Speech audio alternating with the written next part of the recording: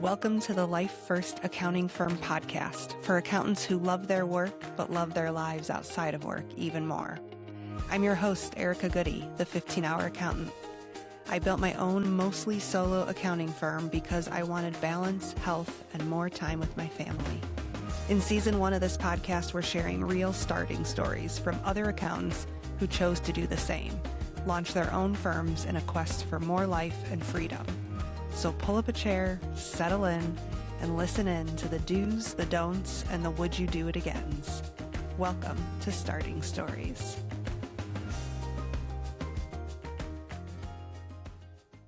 Well, welcome back to the podcast. We are doing this as a bonus episode. You have already seen Logan George. He was in the original first batch of episodes as we aired this season of Starting Stories. But after Logan and I finished that recording, we kept talking, and Logan actually offered to do another episode that we're doing here now, talking about like the really nitty gritty and in the weeds questions he gets and other people have on buying an accounting firm or a tax practice. So I think that's what we're going to dive into today. Logan, thanks so much for coming back. Yeah, thanks for having me back too. Yeah, so if you haven't already listened to Logan's episode, I would pause, go back and listen to his episode first, because you'll get a lot of context on why he's saying the things he's saying and what his background is and the practice that he purchased and some of the highs and lows of going through that process. We're going to talk through the nitty-gritty here today, but if you want the higher level context, go back and listen to that one first. So Logan, let's just dive right in. I think we're going to have a really hearty discussion. So I don't want to beat around the bush. I'm excited to dive into this. And I hear this a lot from people. I often get people in my DMs, and I even actually serve as a fractional CFO mentor for some tax practices that are post-purchase. And so I have an interesting view of like, I get to see it 2 and 3 years later on one side. And then on the other side, I get DMs in LinkedIn of people looking to buy tax practices as a way to get started. And they ask me questions about all the things that I've never experienced myself. And one of the first things is, hey, somebody, I'll get this question. Somebody reached out to me, the CPA down the street wants to retire. He knows us or my wife or my husband, and we start this conversation and they ask me, what should I ask him? And I don't know, like, there's this whole tangle of due diligence that you have to dive into when you get to that kind of first step. Can you tell me, either in your experience or in your experience, what you would have done differently of like due diligence on day one of even just exploring the purchase of a tax or accounting practice? Yeah, no, a lot of thoughts are swirling in my head as you say that. I get a little bit of PTSD when you say that someone down the street is, wanting to sell it, because I think like through all of this, you have to remember that they have their own motivations for doing things, and you got to protect your interests and motivations in the process.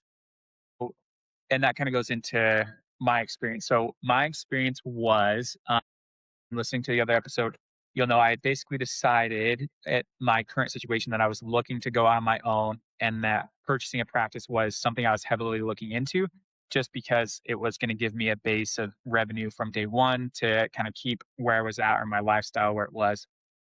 So that was where I was looking. So I was just basically, when my last firm was being sold that I was a part of, once the sale went through, I had started to look or just keep an eye on those like accounting practice sell websites, right? I think the one that I had done was accounting practice.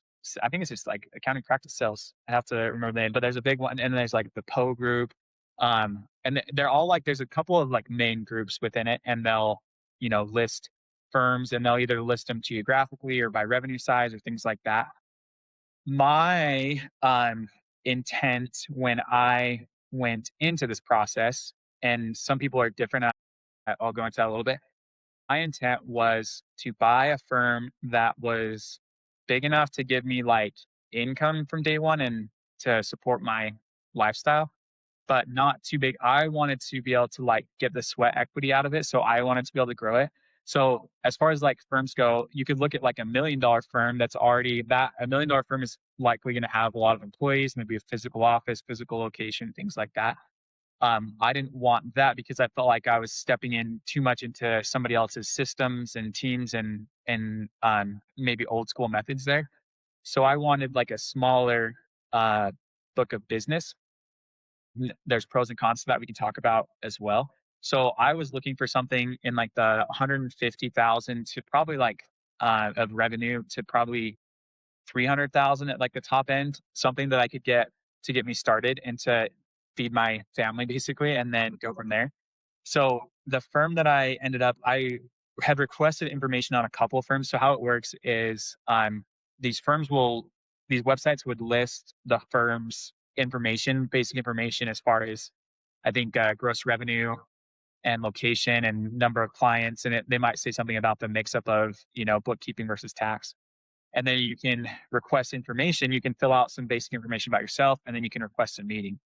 So I'd requested information on a couple of firms up to this point, but the firm that I bought, what ended up putting an offer in, was the first firm that I actually talked to.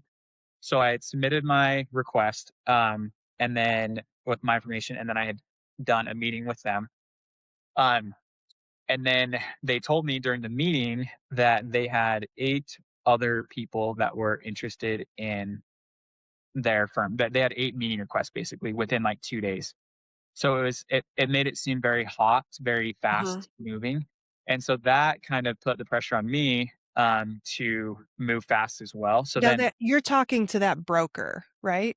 you talk to the broker a little bit, but they are pretty quickly you're talking to the actual owner of the firm. Who's telling you there's 8 other people that might be interested? The owner was telling me that they had 8 meetings requested, and the broker was adding in there too. But the broker in this situation, he largely was basically request the meetings, and then he went through those requests with the owner, and then they together decided who they would meet with, and they decided to meet with these 8 people, and I was one of the 8 people. So it gave me a lot of sense of urgency, which looking back was, um, I should have pumped the brakes a little bit on that, but and taken my time and protected my interests. But that did definitely speed up the process because I didn't want to lose it, right? Yeah, it's Um, kinda like so like, I think we're a lot of us are familiar with that feeling if we've never bought at an accounting firm with buying a house. Like, yeah, yeah, right, when there's, like when you pull up to a house that you have a showing at and there's a car in front of you and you have yeah, to wait until that other person we have this feeling of like, "Oh, there's somebody else is gonna buy my dream house. Somebody else is gonna buy my dream accounting firm." And yeah, right? Like, we can't like, that's a human instinct to be like, "No, I have to go get the thing I want." yeah, yeah. And so it basically I had a talk with them, and it went well. Like the talk went well, and we seemed to get along. And personalities wise, that's probably like a half an hour conversation. And then the broker basically is like, okay, the next stage is you put together an LOI, like a letter of intent, and then so it was very fast. It was very fast to put together a letter of intent. And then the letter of intent is kind of like putting an offer on a house, right?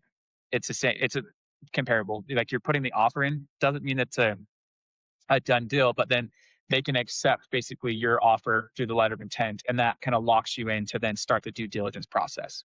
Can you do any due diligence or request any information before that LOI?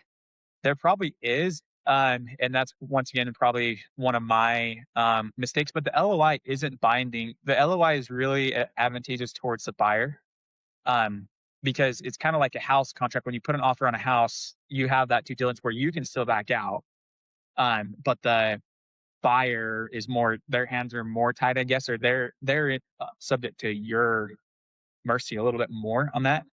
So that at least that was the way it was explained to me, and somebody with more legal experience might um, know more. But basically, I had talked to them.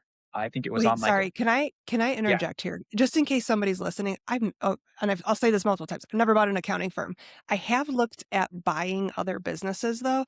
My husband and I went through this process before I started this accounting firm, and I was shocked at how much information they would give us, like the broker would give us before we signed anything, besides a non-disclosure. But like they would give us P&Ls. They would give us lots of stuff before an LOI. Sorry, I did have And a P&L. Yeah, I did have a okay. P&L. Yeah, so, Um, like, I always err on, like, ask for whatever you want and let somebody tell you no. yeah, yeah, exactly. So I did have the financials, and I might have even had tax returns. I think I did have 3 Okay. tax returns. So, and from that side, I did have quite a bit, but that only really tells you what, pretty more or less, as long as they're being mostly honest with their listing, you're pretty much, because I think they had margins in there too. It's pretty much already telling you that, not a ton of new information from that, but I did have a P&L, and I think I had the prior 3 years of tax returns by the time I had submitted Before my, the like, LOI. LOI. Yeah, sorry. Okay. Now that you say that, that memory is coming back to me. I did have that information, but I just hadn't started, like, the formal, due diligence process. So the basically, it was, like, on a Tuesday, I think, and then I submitted my LOI very quickly by, like, Thursday or Friday, and then they immediately accepted it.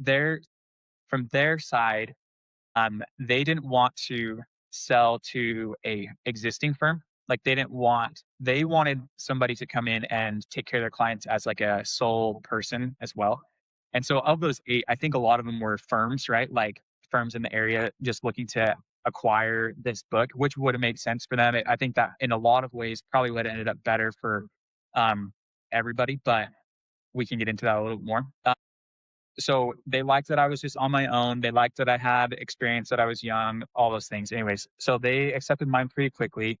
And then the due diligence period started from there. Any questions, I guess, up until that point?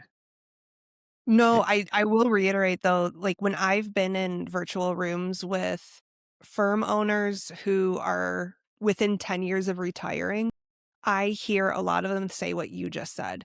I just want somebody to come. I want like a single person, a solo person to come in and basically replace me. And at that revenue level that you're talking about, like the probably even the under million, like, they want somebody to come in and be them, that's who they want to sell to, and so I think if you find the right situation, if you're starting off and you determine it is the right way to start to buy a tax firm or an accounting firm, I think there's actually a lot of quiet, solo, under $1 million firms out there who are looking for somebody just like you. Yeah. But Yeah. Logan's gonna tell us what we need to do next if that's us. So yeah, I think the first kind of mistake I had is that so my family has a lawyer, like my in-laws, we have a lawyer that we've used, I've already used them a couple times for a couple of things getting bought out of my last firm and things like that. And he's just like, he's great, but he's just a generic, lawyer Generalist? that, yeah, that like does trusts and estates and operating agreements and things like that. He wasn't really specific in the accounting, like buying and selling, mergers and acquisitions of accounting. So in that regard, he could give me good legal advice, but I wish that from the start I had gotten someone that was like either a broker on my side or a someone that was specific to like mergers and acquisitions of accounting firms, because basically once I got into it, um, once I got into the due diligence and started to look at like the actual breakdown of revenue and saw some things that weren't as appealing as when they first like as when I first was looking at the total numbers, then I started to push back on the sales price basically, and say, um, I want to renegotiate the price basically. And that's when their broker got involved and basically said, if you want to renegotiate the price, we're going back to these other offers, and and they're at full price still basically. Okay, so when you did the LOI, the letter of intent, was it the full price offer? Like, do you just put the letter of intent on the asking price, or is there an opportunity to put a different price on the LOI? There's totally an opportunity to put a different price. And but with the to my mistake, they were saying there's 8 people interested. So I didn't feel like I could do less than the full price at that time. So I Sure. did it for the full price. And then again, when I start pushing back and they say that's fine, but we're gonna now go back to the other offers basically. Mhm. So some things that I tried to add in there too, like I wanted a retent. You mentioned before we started recording that there's like a retention clause, right? Some type of retention clause that says if these clients don't follow, then I don't want to have to pay for those. From what the broker told me, and I don't know how accurate this is, those are not very common at acquisitions of this size as far as like straight out purchases. If it was more, I think if to go back to your example, if you had somebody that was down the street and you were looking to do like not not through a broker, I think that something like that could be negotiated. And I've even seen that in past experiences say, hey, we're going to send out letters and refer everybody to you. Like, we're moving on from this book of business. We're going to refer everyone to you. And you just pay us based on the work that actually comes to you. Right. Hmm. Um, but what the broker was saying was that in these type of like kind of broker deals, that's not very common. And once again, when I pushed more on it, they just said, that's fine. We're going to go back to the other offers that we already have. This So is their job. This is their job. That's what they're yeah, supposed to say, right? exactly. I have not heard the same thing from other firm owners who have purchased firms in the same size. I've heard them say they've put in retention clauses. Which totally could be true and totally could be my naiveness that and me being kind of scared to lose it, right? Like Sure. that was totally what they were doing also. So looking back, I think you know, as I got deeper into due diligence and had concerns, like now that I can look back with hindsight, other people would have had what I didn't think of in the moment was that other people would have had these same concerns. And so I wasn't being unreasonable in that and I should have pushed harder on it to get the price down. Now, at the end of the day, like it probably doesn't make that big of a difference, but that's just like where I wish I would have started and had a little bit more backbone to push back and say, you know, in my situation felt like I needed to do this to purchase a firm, but they also needed to sell it, right? And so they had like motivation too. And so I think I felt like, and they were trying to show that they had the leverage by like pushing back on all my changes, but I wish I would have realized that I had more leverage than I used in that situation. What were the things you found? You said as you started digging in, you saw some things that were less desirable. Can you share what those things were generally? Yeah, so a couple of things was so they had one client that which this has actually worked out well in my favor. Um that they had one client that was probably at the time, I don't know, probably close to 35 or $40,000 of like the total book of business. So it was a significant chunk of the business. And so they had that was all tied up in one client. That made me really nervous because if that one client left, that was like, 20%, not quite 20%, Yeah. but over 10% of the revenue. So I was nervous about that. And then I started to get, so what I asked for was like I asked for tax returns that have been filed. Like, and I'm not sure exactly what the procedure is that you've talked to other people about this. They provided copies of tax returns. I started reviewing them and I noticed either inconsistencies or errors in the returns. There was like a lot of, not to go too deep, but there was a lot of like really simple returns that I thought that were using like accrual basis accounting, like over complicating the return, right? Like tracking accounts payable and accounts receivable on like some fairly routine cash based type business. And those made me nervous, and I pushed back on a couple of like questions as to why things are being done on a tax return. And the explanations that I was getting were a little bit fuzzy or unclear as to why they're doing it. And so I just started to get less and less like confidence in like the work quality that was being done. If that makes sense. Yeah. Actually, if anybody's in this space, I recommend reading the book Quit. It's Okay. about Yeah. quitting things, and as you're talking, the story in that book, they talk about people, there's a big Mount Everest disaster of a lot of people perishing, Yeah. but the story you don't hear about is the people who turned back, like, in that group, there were people who turned back, and she talks about how hard it is to turn back and to, like, put it yourself a boundary Yeah. and to decide not to move forward to the thing that you've wanted to. Like, do you in retrospect, are you like, I should have backed away at that point?" 100%. Yeah, I can't remember. There is a lawyer on LinkedIn who like specializes in these like M&A deals, and I listened to a podcast of hers, and she said something that was relevant. So basically, during this due diligence process, I had so I had a phone call with them. Then I had like this 2 hour long meeting with them where like we went to breakfast and they told me about their kids and like it was like this kind of, I don't know, like emotional connection that I made to them at that point. You know what Mhm. I mean? Yeah. And it was the wife and the husband, and they were, thank you so much for doing this, and we're so excited for you, and all this stuff. So I felt like this emotional connection at that point. And on the lawyer in this podcast, she was like, through this process, you're going to get to know like these people pretty well, and it becomes like really hard to quit. But like, you can't make a decision based on that. Basically, she says it much more eloquently, but basically, like you have to know when to walk away from the table.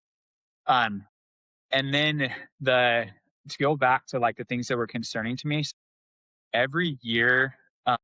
This kind of leads to one of the bigger ones. Every year over the past 3 years, his income was going down. Uh, and so basically in the COVID years were the last kind of bigger years of income, and then it was dropping every year.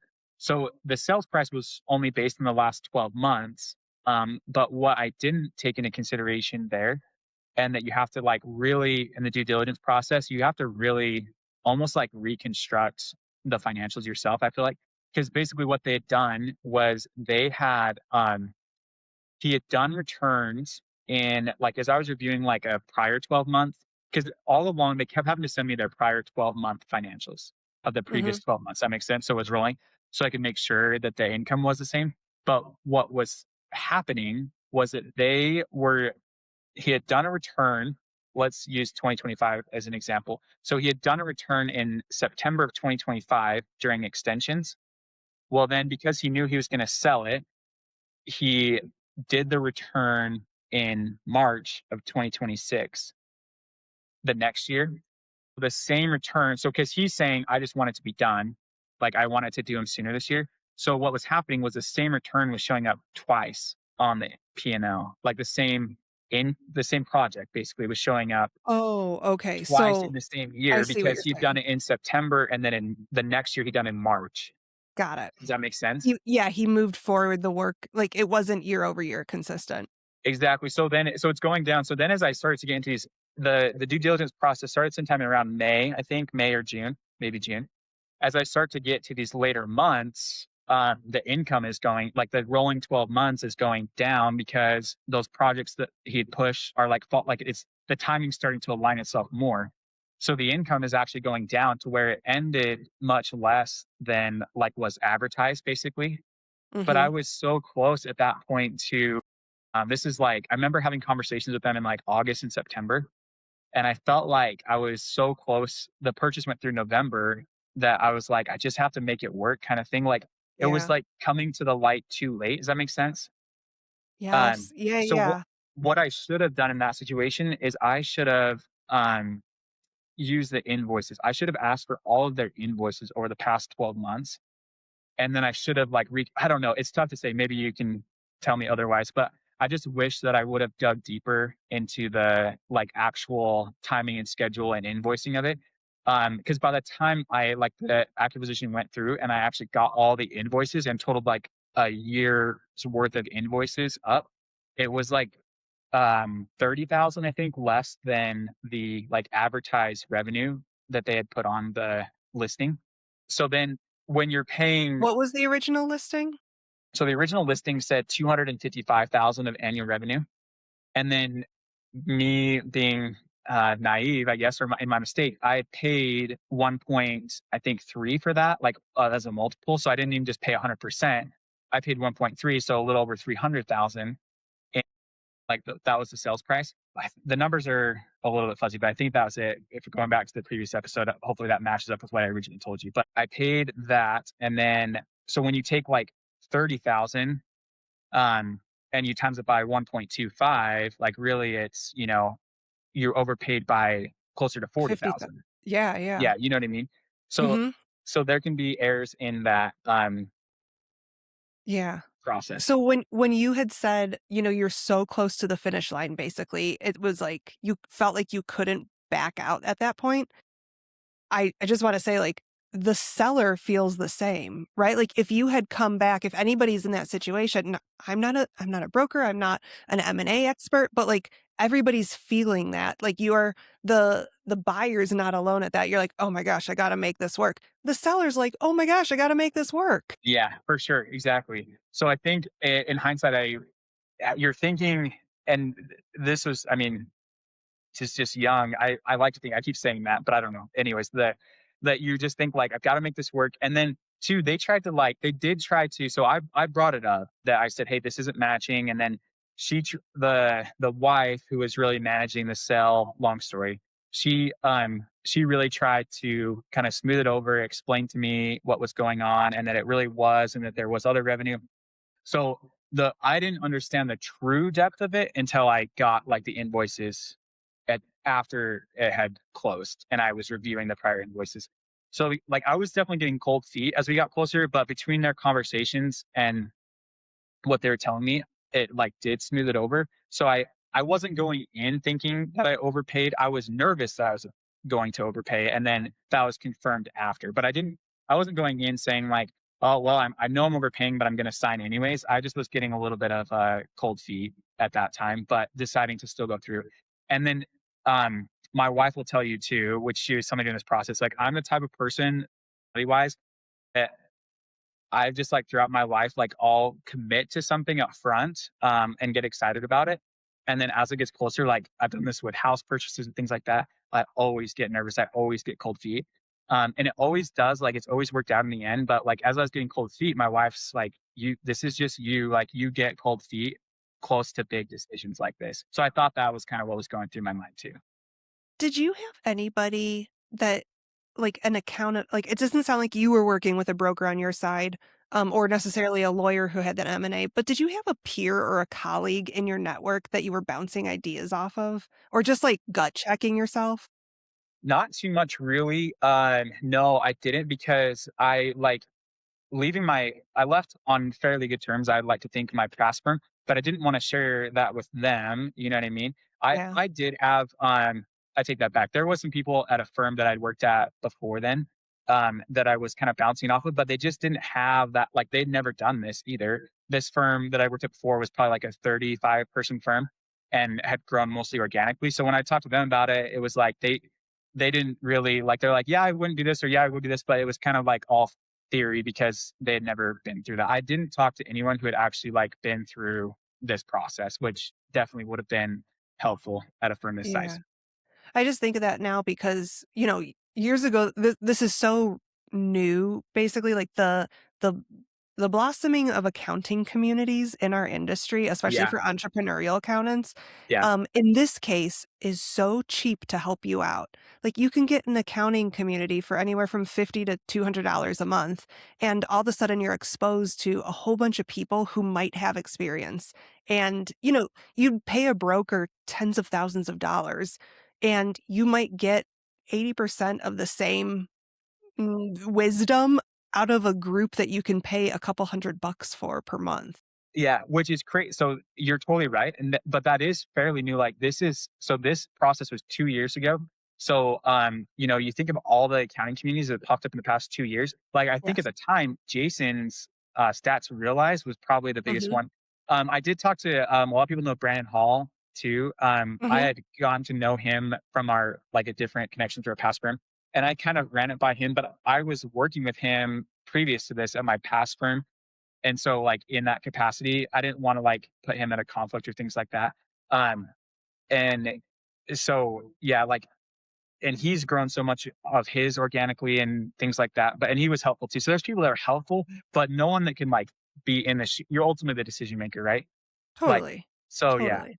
I think it ultimately is up to, you as the individual to make that decision, but, um, anyway, so then it kinda, like, the due diligence went through. I think like in hindsight with the due diligence, I wish I would have maybe like taken a week off of like work or something. Like I was doing all this at nights and weekends and like reviewing their tax returns and trying to match up what they were doing and trying to back into all this. And it was a little bit like overwhelming to do that on my own, just in my spare time. So I wish I would have given it a little bit more proper time. Um, but up until this point that we're talking now, it seems like it's all negative, and someone who didn't hear the first episode might think that like I'm destitute now or things like that. It's all worked out. Like this is just Yeah. lessons learned, but it has all worked out okay. But this is just kind of what I've learned from that. No, this is so great, and I appreciate your your transparency here, and I feel like I've said the word transparency 1,000 times on this season because everybody is just sharing so much, and what you're sharing is vulnerable, and it could be taken as embarrassing, and Yeah. you could feel like, "Oh, I wish that didn't go that way." But this is gonna help so many people hearing that, and I appreciate you kind of, laying it all out there to help somebody else out in the future. Yeah, for sure. Um, So some you other closed the deal. Yeah, Well, I just wanna say, like, so you closed the deal, it was, like, the same price as asking as the original, no contingencies on retention. correct. Was there anything nuanced about the pricing from that point? No, it was pretty much straight across. This was the price, and this was what I paid for it. In hindsight, that worked out okay because I ended up cleaning up so much of the. I don't know how if I had had a contingency price in there, I don't know how that would have exactly worked in the end because I shed so much of the work on my side. Does that make sense? Like if they were 300, I think there was like I don't know. So when let's see, I'm trying to remember the numbers. I wish it was a couple years ago, so the memory gets fuzzy. But let's say there was like 220 returns or something like that were in this group. Um, well, there was like 70 of them, or like 65 or 70 of them that were like under $300 a return or something like that.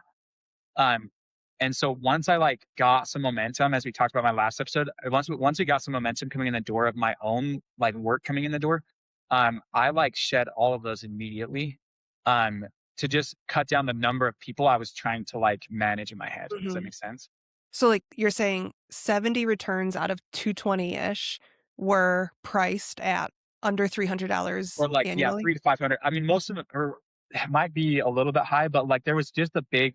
Let's just like Yeah, summarize to say there was a big chunk of returns that were at a really low price point. They were just kind of like the slam dunk H&R Block type, walk in, put in the W-2s real quick, print it, get out the door kind of thing. yeah, And so I immediately shed those just to like manage the relationships, like manage less relationships yeah. that first year. Did you consider adjusting the price, like raising the price versus shedding them, or was it just easier to shed it at that point? It just was like the mental energy too. And so the, to go back a little bit, I took over in November. And November and December flew by, like just trying to get my arms around like all these clients and get everything set up, get my own tech stack set up. I worked at the past firm through the October 15th deadline and after that. So I was pretty much like I quit on a Friday on Halloween, the first or 31st, and on a Monday I bought a firm, and I was like, it was like that was the timing, and I was now self-employed. So it January and February flew, or sorry, November, December flew by. So then I'm in January, and things are starting to heat up, and so it was kind of those. One thing I've hopefully been okay at is just like making quick decisions that you had to learn fast. Like I got to make quick decisions and go with it. So it was like quick decision, get rid of these clients because it's 70 less people I have to manage Mhm, during this tax season. And so that freed up just the mental bandwidth of that.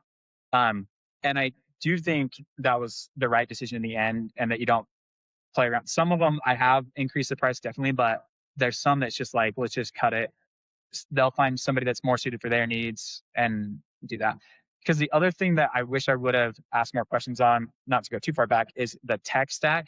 So these client, like he didn't have a tech stack. Like he was, in his 60s. So like a client portal or things like that. Like it was all basically like through his email and through physical paper, right? Sending mail back and forth. It was very physical.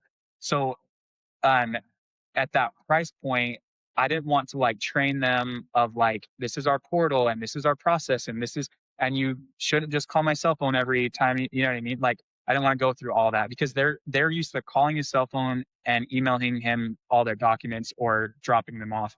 And so by cutting that, I was able to just kind of focus on the ones that would be more willing to, like the higher price ones are going to be more willing to use a portal and adopt your practice because they have more going on, if that makes sense. mhm, So, definitely. yeah. So in retrospect, we talked a lot about timing. You closed in no, you started in November.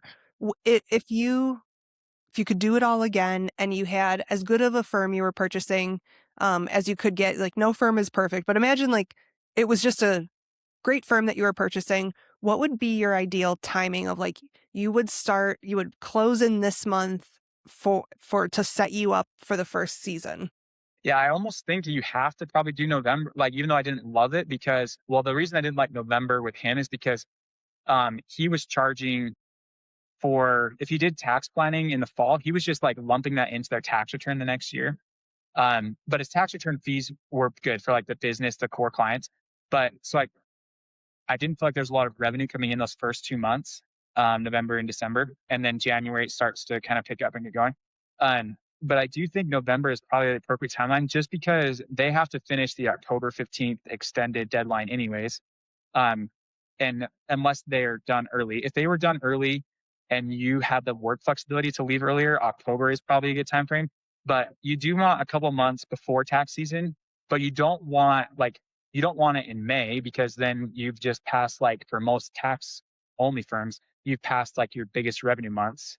And then Mhm. you don't want it like so November does kind of work for both sides. Um, I think in this situation, I don't have necessarily regrets on the as I think about it, like the timing of it in my situation because I had to finish what I was doing at the past firm and they were good to me in that like once I found out I was leaving, they were very fair to me. And so then like I felt like I needed to finish out what I was doing there and they were paying me a good amount to do that.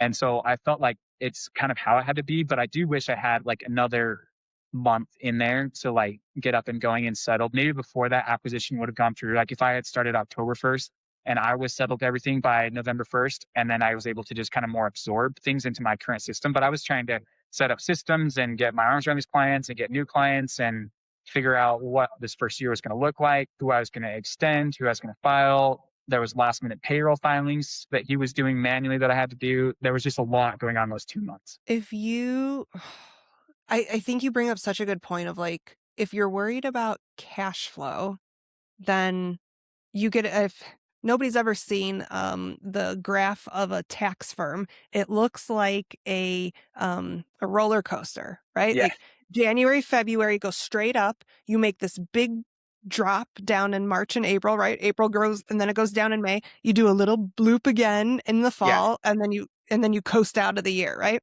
And so what you're saying is, November's perfect because you only have 2 to 3 months of really low revenue months. So if you need this business to generate cash pretty fast, that's the kind of your perfect time to give yourself enough time to get set up, but not wait too long to get a cash flow.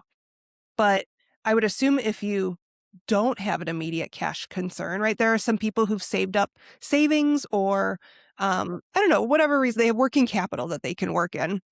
Like, and it doesn't mean you have to close on the business before November, but you could also take time off. You could skip out on fall busy season and set some of this stuff up if you have a cushion and then close in November and ramp into it. But you could also do a lot of the legwork that you need beforehand, right? Like you can set up your business structure and your tech stack ready for the day that it closes. Yep. Yeah, exactly. And I think the point I think that like to kind of hit that home is like you have to consider the timing in your purchase price. Like into because like really what I did was I lived off of for I think in January I think I was able to pay myself in January. Um but in November and December I was using like my savings, right? Mhm. And to live off of. So that's really like if you think about it, that's more to the purchase price because I was Mhm. using personal savings to supplement my income. So you have to just I think the like you just have to take the timing and cash flow into consideration of like the purchase price. Because if you're going to use personal funds to live off of during that time until it does cash flow, then that's basically you paid more for the you know the practice. Mhm. So Did the seller I don't think so from the sounds of it, but did the seller hang around? Was there any transition period where you guys overlapped? no, we met twice. We met twice for pretty much 4 hours a time, I think, to go through the client list. And then the first time was eight. Sorry, the first time was like really 8 or 9 hours, but four of that was probably actual that big well client coming in to that one that was about 40,000 coming in and meeting with him and going over things, which that relationship has actually worked out well. They've been extremely grateful and good to work with on that side. And that's actually one of the ones that I've retained through this. Um, in the end, yeah. So it was meeting with some clients and then 2 4-hour blocks just to go through everything. I think though that like you can only like we would go through the client list and he would say, yeah, they're a home builder and they build luxury homes. And then like how much can you really, unless you're spending like 2 hours going through each client, like you kind of just have to go and get into them and talk to them. And so like the November, December, that's what I was doing a lot was like I would just call them every day. I would call, I had the list of clients and phone numbers. So I'd send out letters and so I was just calling and saying, "Hey, I'm the new person." I was doing that just by revenue, like so. I just started with the highest revenue clients, and then was just going down the list and calling them, introducing myself, answering any questions. That was opening up its own like can of worms because everyone has questions and things like that. Um, Yeah. so that was taking a lot of time, but that They was just like got a what I. free consultation when you called. Yeah, exactly. Yeah. So, anyways, that was like the only real way to get into it. I felt like it wouldn't have been advantageous for us to spend more time together because besides giving a vague overview of what they're doing or their personality type, there's not really more you can do without spending just a ton of. It was like we had to spend 4 hours or probably 100 hours, and so we did the 4 hours, and then I just figured it out from there. In a if you were to do this again with a different owner, maybe not necessarily this owner, would you want a transition period? I talk to people and I've seen people who the owner hangs around for 2 more tax season and just whittles down the list that he works on as the new owner gets up to speed. I've seen it work really well, in good, relationships, but is that something you wish you could have had or would choose again? I think it totally depends on first your personality type, their personality type, and then a third, if you have, I've seen that before work well too. If you have a staff in place, uh, it's like creates some more structure for them to work out of. If it would have just been like if when I started or when I went out on my own and did this, it would have just been me and him, whoever that person is. And so there's going to be like this tension, I feel like, of who's really in charge still and who they call. So I did like that it was like so and so is gone. And like there's a new sheriff in town, basically. You know what I mean? To say like this, what I'm doing is the way it is, and they'd be like, "Well, Peter did it this way," and it's like, "Well, he's gone." So yeah, you know what I mean. Yeah, So that yeah. that did help that. I do think if you had like if you had an existing firm and you were like if you had an existing if I were to do an acquisition at my size now, um, I would be okay with an owner sticking around while while I had staff work with them and staff get training on it and we decided what to do with the client list and we could pay. And then the other thing too is like I didn't want to pay him, right? Like I didn't want to pay him to stick around. If at my size now I could pay him for the work that he's actually producing, you know what I mean? Like I needed to take all the money myself when I first went out. And so that factors into it too. So I think if you had a 5 to 7 person firm and you were acquiring another book of business like this, which I actually think that would make a lot more sense to do than what I did, then I think it's okay to have some type of transition period with that. And a lot of it depends on their personality too. I also think it could happen in the opposite direction of that seller could hire you for 2 years with the understanding that, "Hey, I'm gonna train you for 2 years, and then you're gonna buy this thing." Yeah, I've heard that talked about too. I would be extremely cautious of that though, because I just feel Tell me like why. well, so it could work. It could work. I when I left, I so no when I was in my early 20s, when I tried this the first time, I worked for 3 years at a bigger firm. And then someone made that very like promise to me and was like, "Hey, I'm going to retire in 3 years." And then, same thing. But then when you go out, like, unless you have that in writing, and if you have that in writing, a signed Yes. document when you go, that there's going to be an option to buy at X date, you have to have that. I guess I would say I want to be cautious, but you have to be so extremely concrete on that. You cannot go off of a promise with that. Um, you have to have it in Agreed. writing. And I see Yes, that so much and I've with seen that in writing. Like, I've seen that be successful because yeah, it was in writing, and they've set the price 2 years beforehand, they've set the date 2 years beforehand. It's all in writing and it's just gotta happen, which can do really well if interest rates go up. I've seen this be successful where, like, all of a sudden interest rates went up, but we locked in at seller financing 2 years ago. yeah. No, totally. It could work that way. It just has to be so concrete. I've seen with a lot of orthodontists too that I work a lot with. They'll go to off of the promise to work at an office, same thing. And then the what happens a lot is you get there and you start working, and then the owner, if you're good, if you actually are worth it, the owner's like, "Oh, my life's better now because you're here helping and Now I like don't doing wanna all this stuff." sell. No, I don't want to sell it. Exactly. And you're like, I can take 2 days off a week and they're like, actually, like this is really good. So you just have to be so concrete. And a lot of times people are really easy to make those promises anyways. So just They're make sure you desperate, have right? all the Everybody's desperate at that point. I just yeah, I just need to sell. I just need to get out. Like, it's so bad. I'm so ready to be retired, right? yeah, They're desperate. yeah, I exactly. mean, it's a generally good reminder when somebody's looking to sell, there is probably at least a little hint of desperation in them. Like, you might have the upper hand in that situation. Yeah, exactly. Certainly. What else haven't we talked about? Let's see. So I think the other thing, I think when you're looking at this, if someone's looking at this, I would just say like you've got to know a little bit of your personality type, and like the type of work that you like to do, and the type of work that you're getting into. So the type of work that I like to do is fewer number of clients, more high touch, um, more advisory, that kind of thing. I don't really like to.